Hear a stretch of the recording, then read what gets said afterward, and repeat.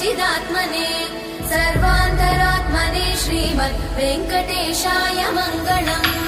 स्वतः सर्वविदे सर्वशक्तये सर्वशेषिने सुलभाय सुशीलाय वेङ्कटेशाय मङ्गलम्। परस्मै ब्रह्मणे पूर्णकामाय परमात्मने प्रयुञ्जे परतत्त्वाय वेङ्कटेशाय मङ्गलम्।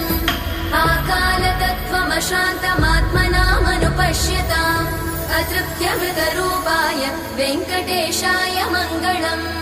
प्रायस्वचरणौ पुंसां शरण्यत्वेन पाणिना कृपया दिशते श्रीमद् वेङ्कटेशाय मङ्गलम्। दयामृततरङ्गिण्यास्तरङ्गैरिव शीतलै अपाङ्गैः सिञ्चते विश्वम् वेङ्कटेशाय मङ्गलम्। स्रग्भूषाम्बर